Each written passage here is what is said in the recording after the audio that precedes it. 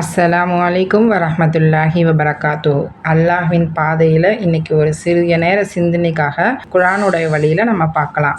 இன்றைக்கி ஒரு காய்ச்சலோ தலைவலியோ வயிற்று வலியோ ஏதோ ஒரு காரணத்திற்காக நம்ம என்ன பண்ணுறோம், நம்ம ஹாஸ்பிட்டலுக்கு போகிறோம். அங்கே லேடி டாக்டர் இல்லை, ஜென்ட்ஸ் டாக்டர் தான் இருக்காங்க.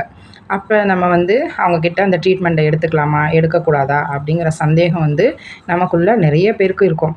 அதை பற்றின ஒரு தெளிவான காணொலியாக தான் இதை நம்ம பார்க்குறோம். குர்ஆன் என்ன சொல்லுதுன்னா, வாழ்க்கையுடைய எல்லா நெறிமுறையும் நமக்கு கற்றுக் கொடுத்துருக்கு. எப்படி இருக்கணும், எந்த மாதிரி சாப்பிடணும், எந்த மாதிரி ஒரு கஷ்டம் வந்தால் நம்ம எப்படி தாங்கிக்கணும். அதனால் எல்லா நெறிமுறையும், நடைமுறை வாழ்க்கைக்கு தேவையான எல்லா நெறிமுறைகளையும் குர்ஆன் நமக்கு சொல்லிக் கொடுக்குது.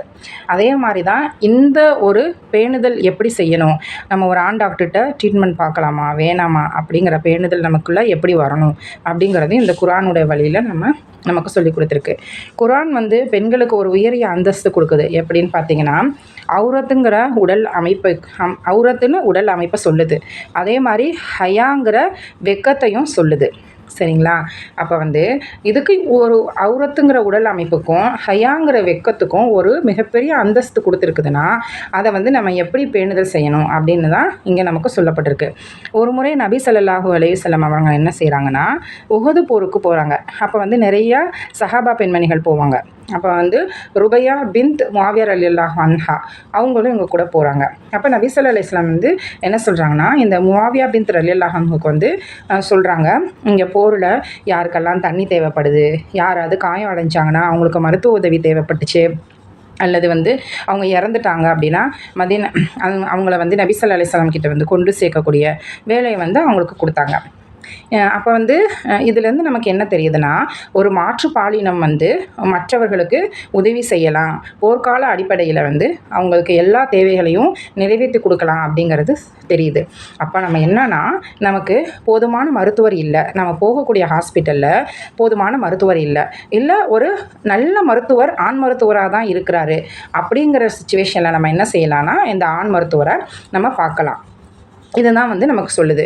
அதே மாதிரி சூரா அன்ஃபாலில் அதாவது 6வது அத்தியாயம் 6வது சூரா 119வது அத்தியாயத்தில் என்ன சொல்லுதுன்னா, உங்களுக்கு எதெல்லாம் தடை விதிக்கப்பட்டிருக்குங்கிறத நான் தெளிவாக சொல்லியிருக்கேன் அப்படின்னு சொல்லி அல்லாஹ் இந்த குர்ஆனுடைய ஆயத்தில் சொல்கிறாங்க.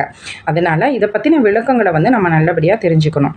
அதே மாதிரி பார்த்திங்கன்னா, நம்ம எப்படி ட்ரீட்மெண்ட்டுக்கு போகிறோம் இல்லையா, அப்போ சில விஷயங்களை நம்ம கவனத்தில் வச்சுக்கணும். இப்போ நமக்கு தெரிஞ்சிச்சு, ஒரு ஆண் மருத்துவர்கிட்ட நம்ம ட்ரீட்மெண்ட் பார்க்கலாம்.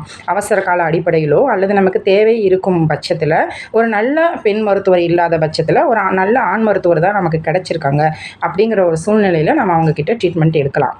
அப்போ 4 விஷயங்களை நம்ம இந்த இடத்துல நம்ம ஞாபகம் வச்சுக்கணும். ஒரு ஆண் மருத்துவர்கிட்ட நம்ம போய் ட்ரீட்மெண்ட் எடுக்கிறோம் அப்படின்னா, இதில் என்ன சொல்கிறாங்கன்னா, ஹலவத், அதாவது குர்ஆனுடைய வார்த்தையில் ஹலவத், தனிமையை நம்ம தவிர்க்கணும். இப்போ ஒரு டாக்டர்கிட்ட நம்ம போயிட்டோம், அவர் தான் இருக்கிறாரு. அப்போ ஒரு தனிமையான அறையில் அந்த டாக்டர்கிட்ட நம்ம ட்ரீட்மெண்ட் பார்க்குறத தவிர்க்கணும். 2வது நம்ம கூட ஒருவேளை நமக்கு திருமணம் ஆயிடுச்சு அப்படின்னா, நம்மளுடைய மகரமான கணவர் அவர் நம்ம கூட இருக்கிறதாக நம்ம அந்த ஒரு அமைப்பை ஏற்படுத்திக்கணும். அடுத்தது நம்ம இல்லைன்னா நமக்கு ஒரு முக்கியமான, நமக்கு ஒரு நம்பகத்தன்மையான ஒரு பெண்ணை நம்ம கூட வச்சுக்கிட்டு அந்த ஆண் மருத்துவர்கிட்ட மருத்துவத்தை பார்க்கக்கூடியவங்களாக இருக்கணும்.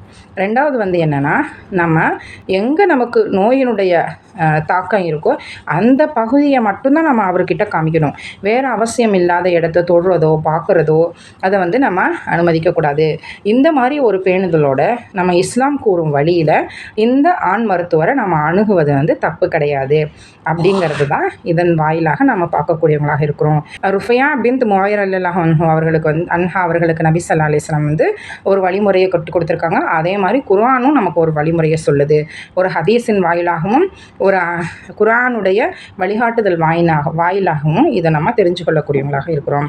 அதனால் நம்ம ஒரு ஆண் மருத்துவரை சந்திக்கிறது, அவர்கிட்ட போய் ட்ரீட்மெண்ட் எடுக்கிறது தவறு கிடையாது.